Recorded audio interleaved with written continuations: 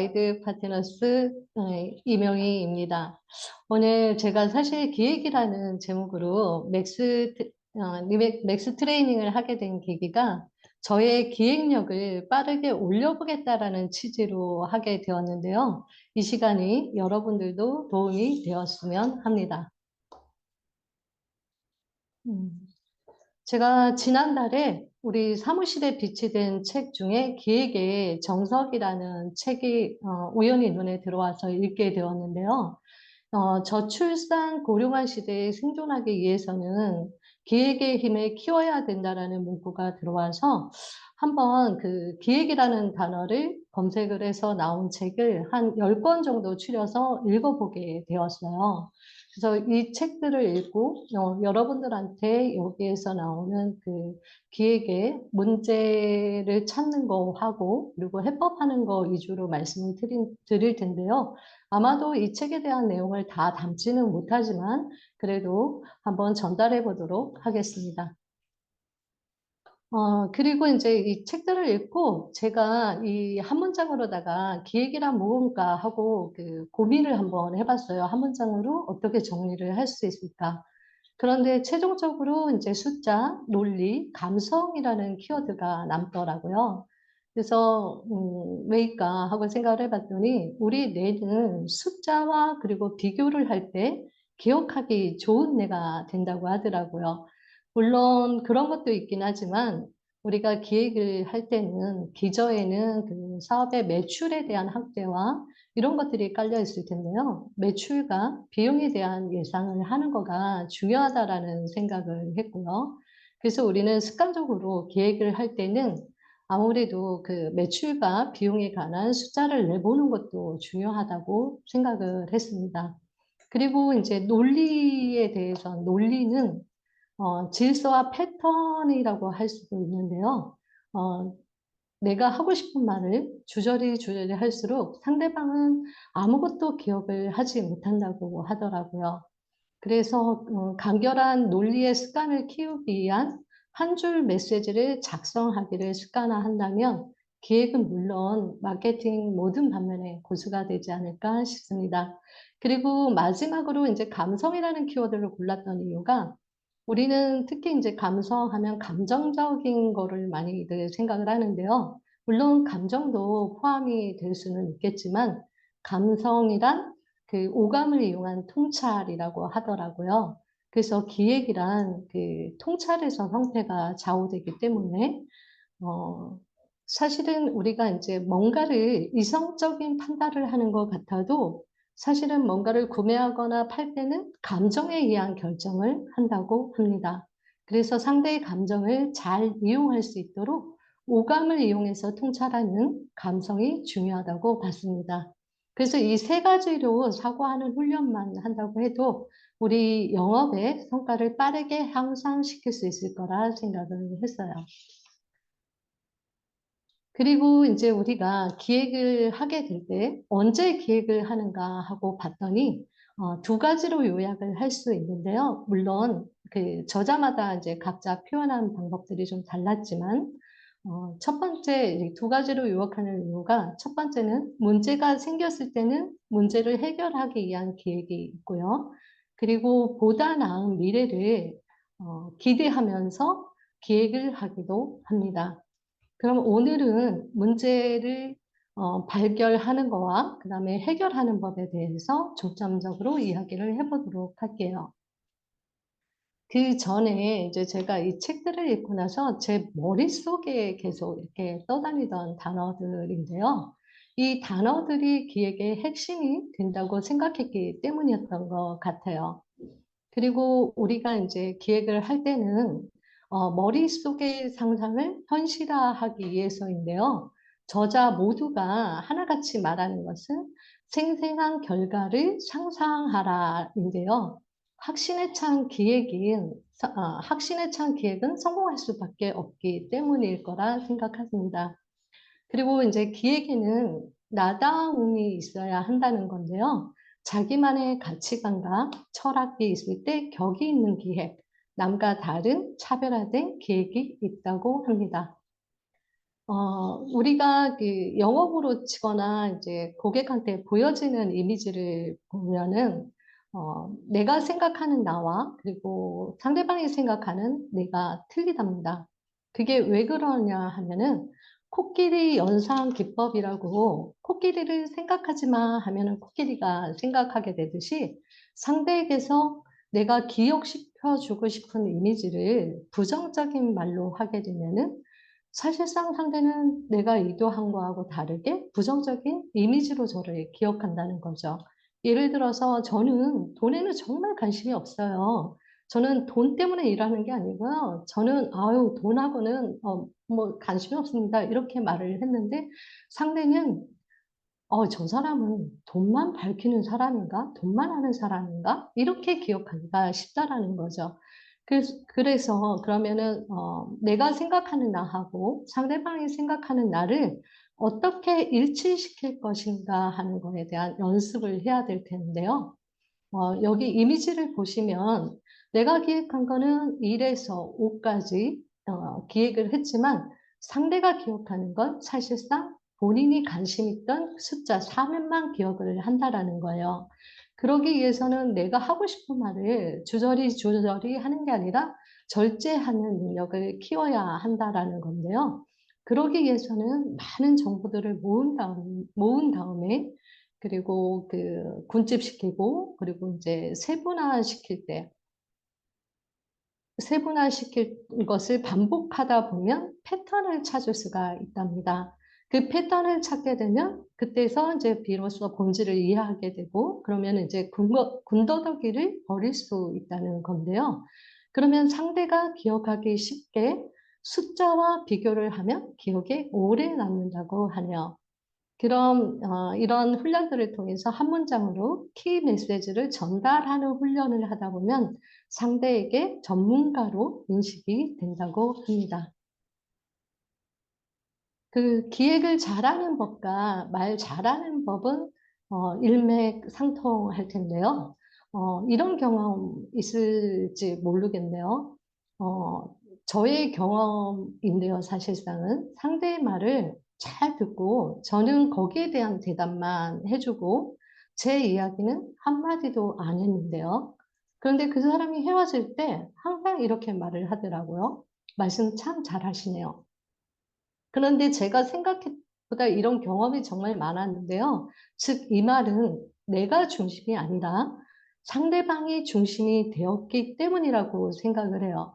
그래서 상대방은 그러니까 주연이 된 느낌이겠죠. 상대방은 자기의 말만 하다 보니까 기분이 좋아진 거예요. 그래서 자기는 상대가 말을 잘했기 때문에 자기가 기분이 좋아진 걸로 착각한다라는 거죠. 그래서 우리는 이 부분에 대해서 훈련을 해야 되는 것 같습니다.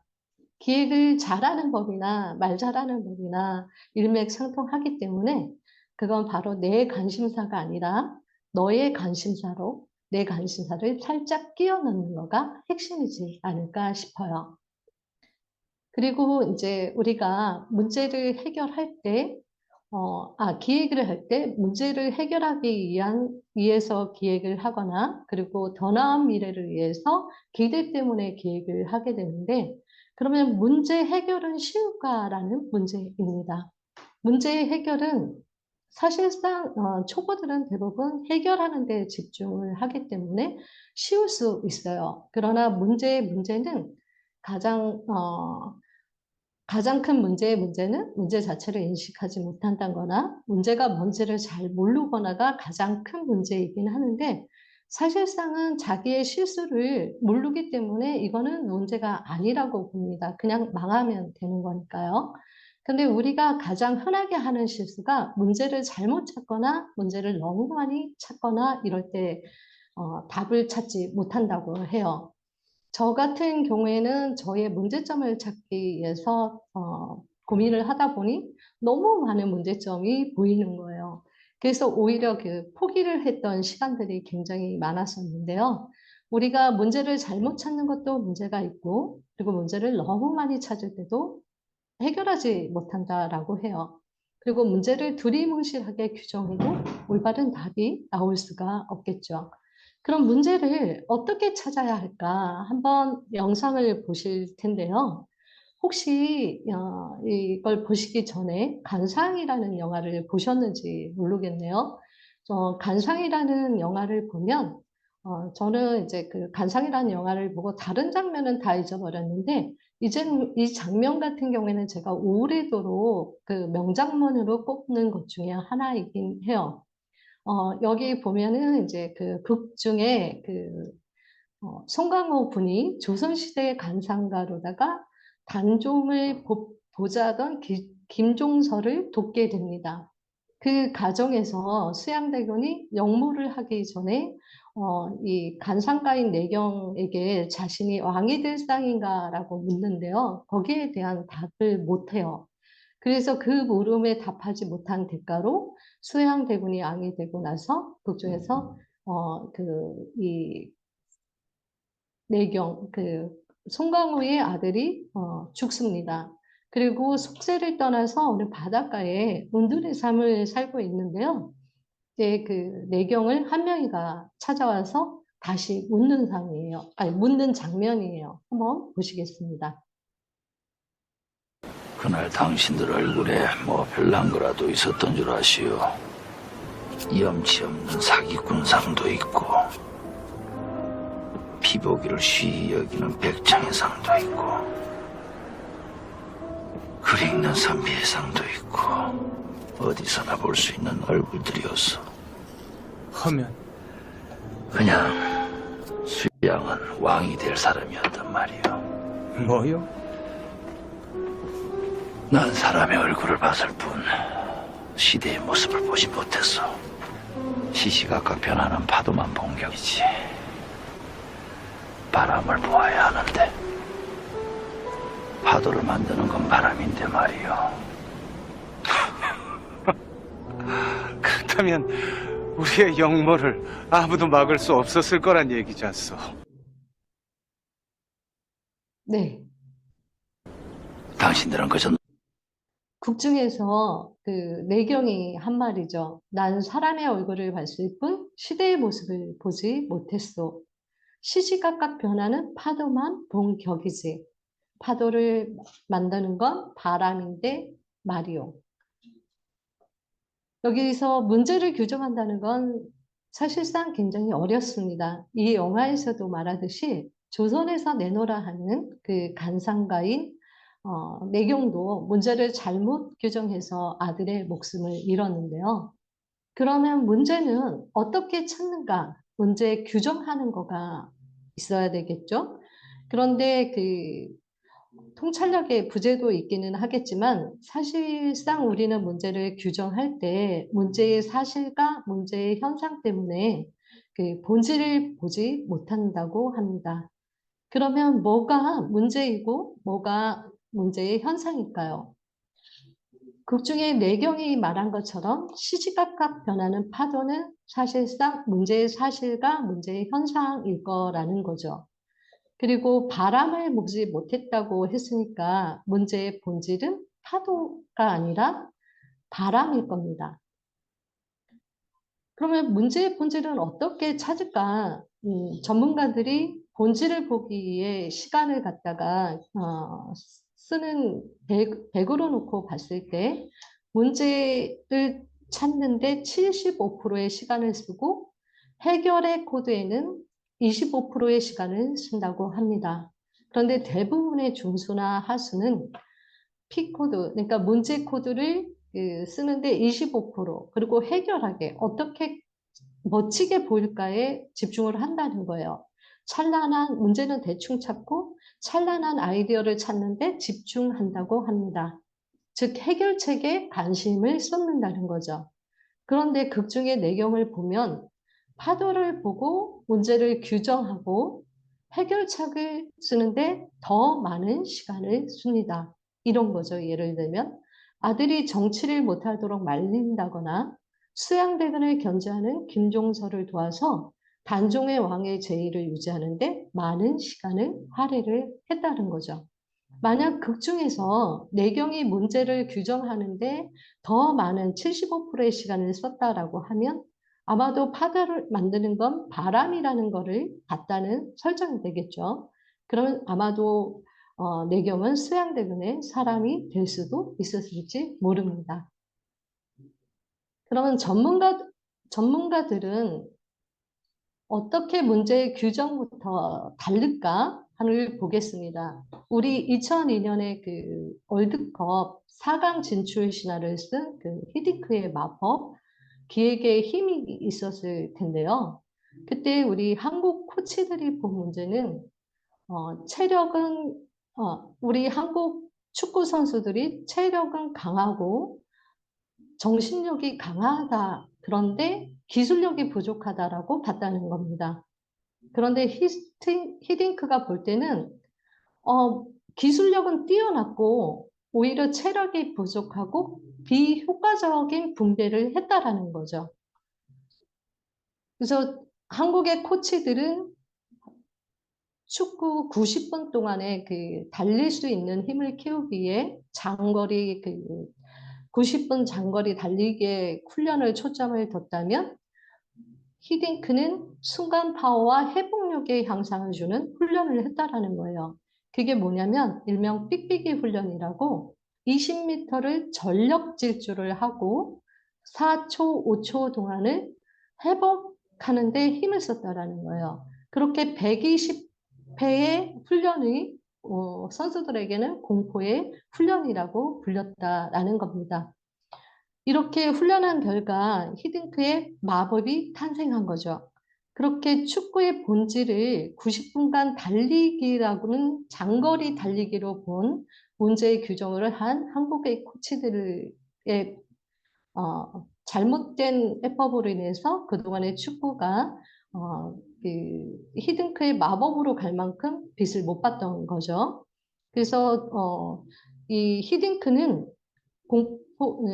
그 문제를 쪼개서 봤기 때문에 나온 결과라고 봤습니다. 다음은 고인이 되신 정주영 회장 이야기인데요. 1952년 12월에 반세기 전 이야기입니다. 한국 전쟁 중에 많은 유인군이 전사를 했죠. 그래서 우리나라는 희생자들을 추모하기 위해 부산에다가 유엔 묘지를 조성을 했습니다. 그런데 1952년 12월에 아이젠하워 미국 대통령 당선인 신분으로다가 방문을 하면서 부산에 있는 유엔 묘지에 들릴 거라는 일정을 발표를 하니까 미8군 사령부에서 그 한국에 있는 건설사에다가 푸른 잔디를 깔아달라는 요구를 하고 공개 입찰을 합니다. 그런데 누구도 여기에 대해서 입찰에 성공하지 못했겠죠. 그냥 포기를 하는 거예요. 왜냐하면 문제의 규정을 겨울엔 잔디가 없다라는 사실에 집중했기 때문에 아니 어떻게 겨울에 그 잔디를 깔아라는 사실로 규정을 하다 보니까 해답을 찾을 수가 없었던 거죠. 그런데 그 정주영 회장은 겨울엔 잔디라는 사실보다는 그 푸르름의 본질을 보고 그 낙동강에 있는 그 보리를 옮겨다 심어서 그 황량한 유엔 묘지를 푸르게 변화를 시켜서 이 프로젝트를 완수합니다. 여기서 다른 건설사들은 문제 규정을 겨울에 잔디가 없는 걸로 하다 보니 해결할 수 없었지만 정주영 회장은 한겨울에 그 푸르름으로다가 이해를 하고 안수를 했다라는 거죠. 그래서 이후에 미군에서 나오는 공사는 현대건설의 동무대가 되었다는 전설 같은 이야기인데요.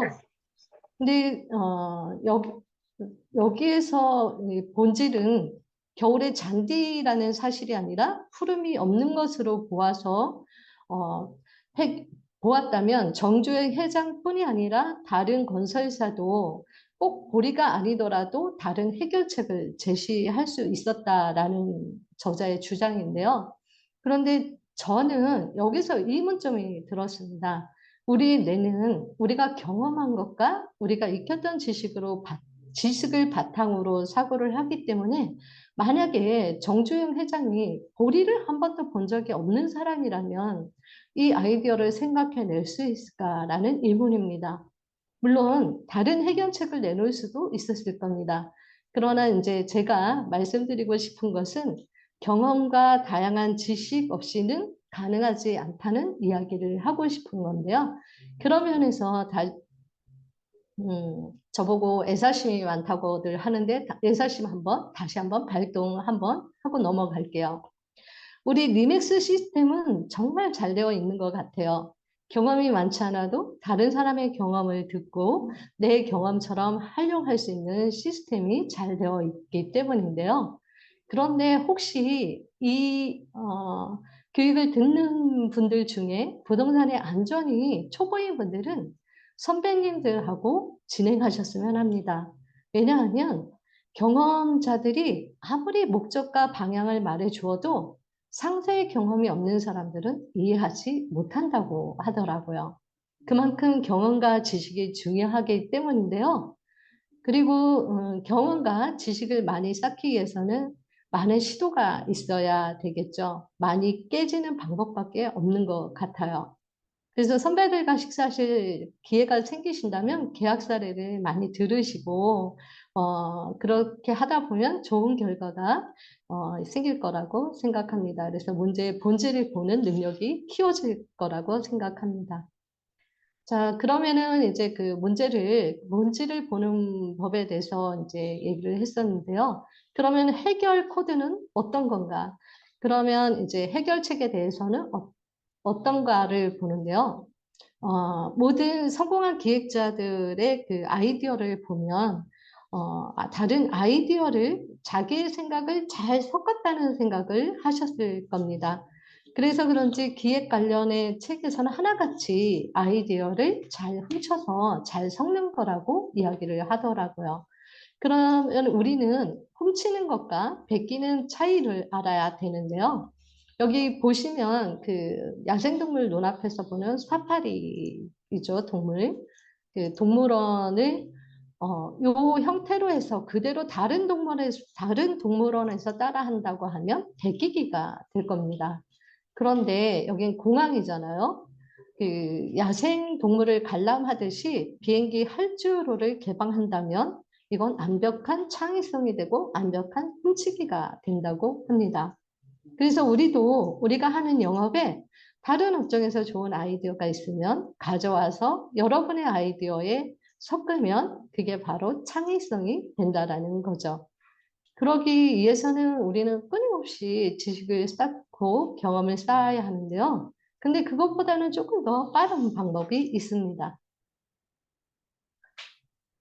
이건 바로 그 천재들의 생각 패턴인데요. 우리에게 잘 알려진 에디슨 같은 경우에는 전구를 발명하기 위해서 2000번의 연구를 했다고 합니다. 그리고 그 유명한 명언을 하죠. 천재는 99%의 노력과 1%의 영감으로 만들어진다. 그래서 우리에게 노력을 강조한 인물이라고 해도 과언이 아닌데요. 구소련의 그 발명가인 갤리너 알츠슈일러는 이렇게 말을 합니다. 에디슨은 참 바보다. 발명에도 보편적인 원리가 있다는 사실을 알았더라면 그 많은 시간과 자원을 낭비하지 않았을 거다. 그렇게 갤리너 알츠슈일러는 그 보편적인 원리들을 통해서 일반인들도 쉽게 발명할 수 있는 트리즈를 발명을 합니다. 트리즈 기법을 그래서 우리도 한동안 또 유행이 됐었죠. 그 천재들의 생각 패턴을 어떻게 훔칠 것인가. 그런 보편적인 원리가 있을까. 네, 천재들의 생각 패턴을 봤더니 이렇다. 천재들의 생각 패턴을 보니까 이런 겁니다. 수단과 목적을 뒤바꿔서 엮을 때 모순이 풀린다는 거죠. 이게 모순에서 창조를 발견하는 원리인데요. 어, 이렇게 보시면 되겠습니다. 예를 들어 볼게요. 여기 판매 확대를 위해서 서비스를 합니다. 그리고 비용 전략을 위해서 서비스를 하지 않는다. 서비스를 한다는 이제 수단이 되겠죠. 그리고 이제 그 판매 확대와 비용 전략은 목적이 됩니다. 근데 천재들의 생각 패턴은 이거를 바꿔서 본다라는 거죠. 서비스를 한다, 비용 전략을 위해서. 그리고 서비스를 하지 않는다, 판매 확대를 위해서. 그럼 서비스를 하면 할수록 비용이 절약되거나 서비스를 하지 않아도 판매가 확대되는 방법이 없을까?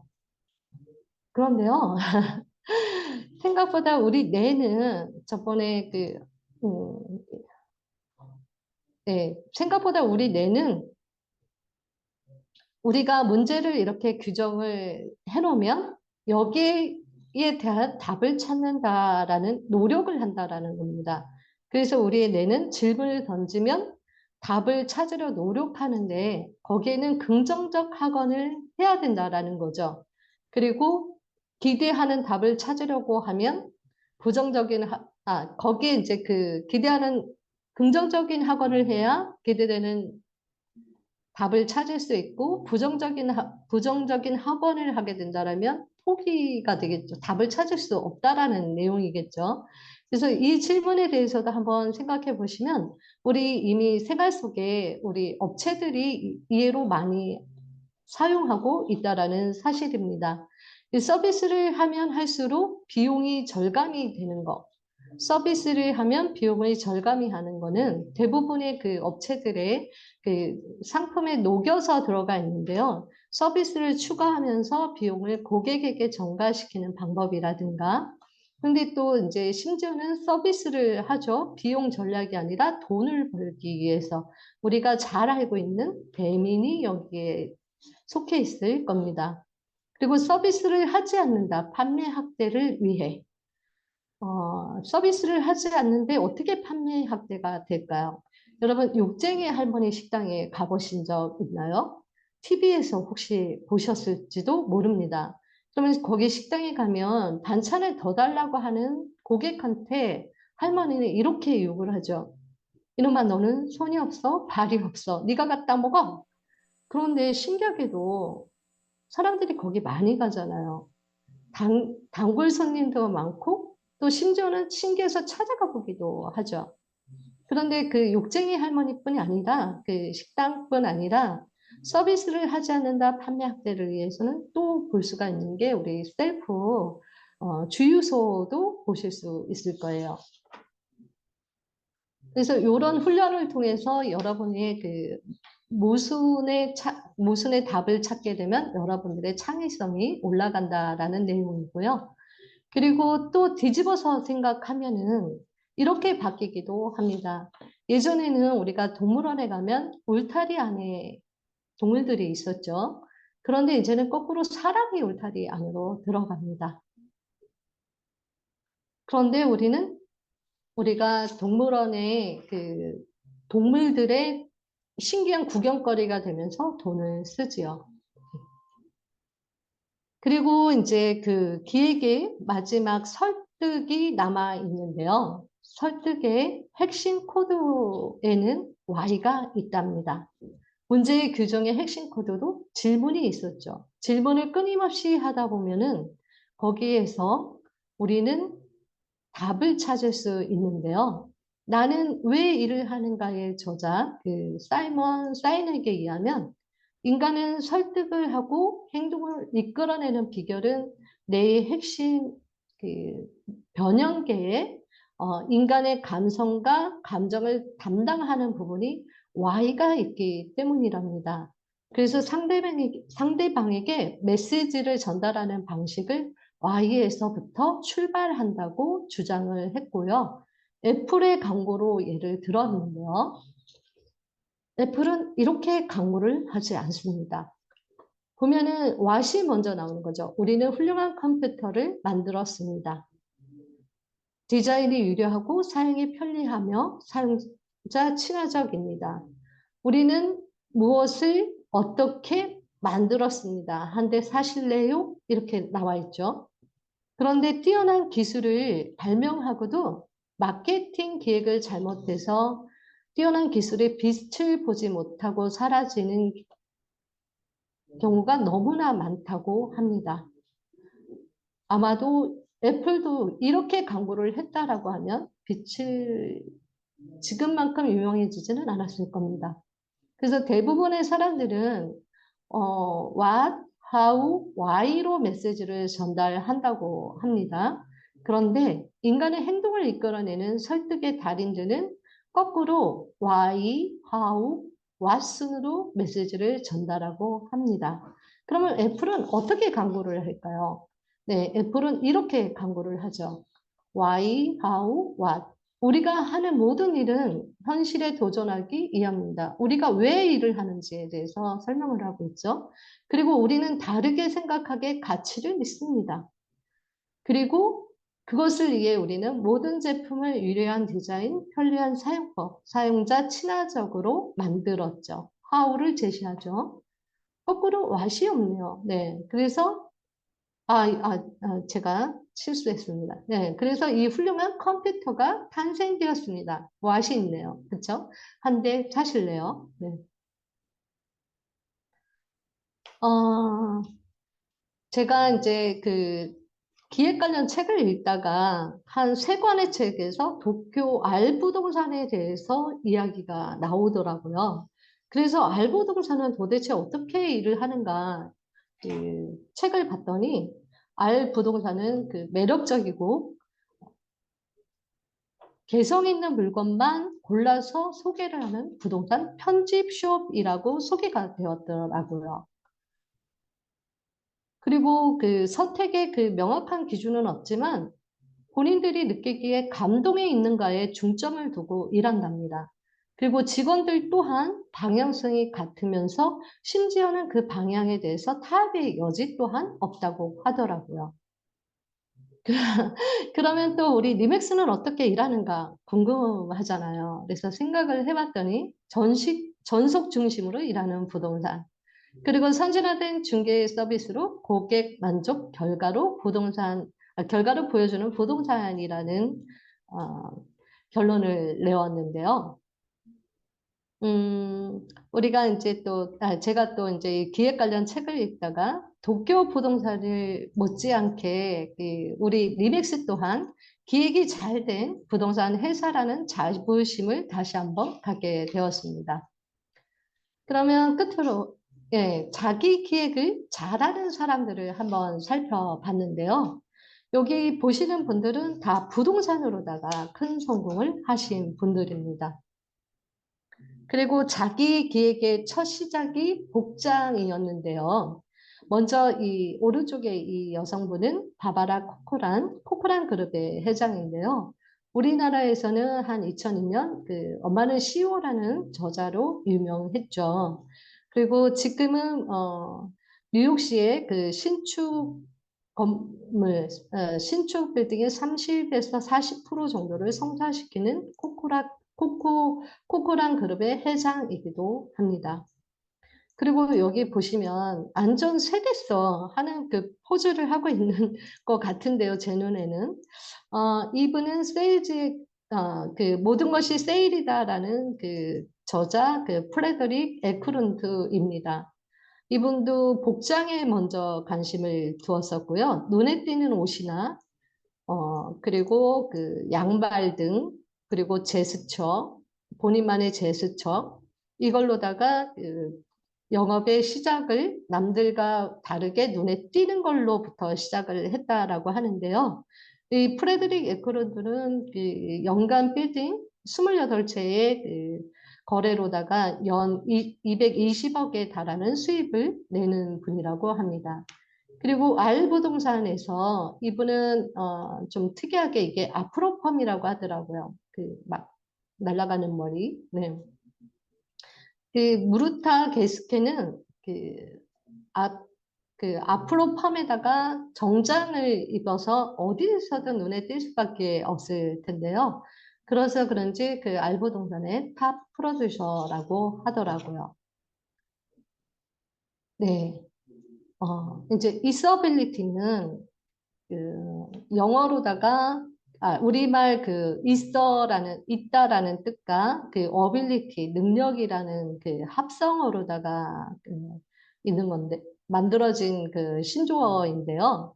있어빌리티는 진짜 있고 없고를 떠나서 타인의 시선으로 보았을 때 뭔가 있어 보이도록 만드는 능력이라고 합니다. 우리 아무리 능력이 있어도 고객이 찾아주지 않으면 아무 소용이 없잖아요. 그리고 자기 기획을 잘하는 사람들을 보면 자기가 가진 능력보다 훨씬 능력 있게 보인다고 합니다. 마케팅과 기획이 이제 생존이라고 합니다. 그래서 우리도 이 시간을 빌어서 우리가 가진 능력보다도 있어빌리티 하는 데 중점을 두어서 영업을 하셨으면 좋겠습니다. 그리고 우리 영업이 정말 힘들잖아요. 그건 성공 시에는 큰 수입이 있기 때문일 텐데요. 언제나 가장 좋은 길은 두려움이 있는 그곳에 존재한다는 이 말을 저는 굉장히 좋아하는데요. 우리의 큰 수입을 위해서 있어빌리티로 한 걸음 더 내딛는 리믹스인이 되셨으면 좋겠습니다. 감사합니다.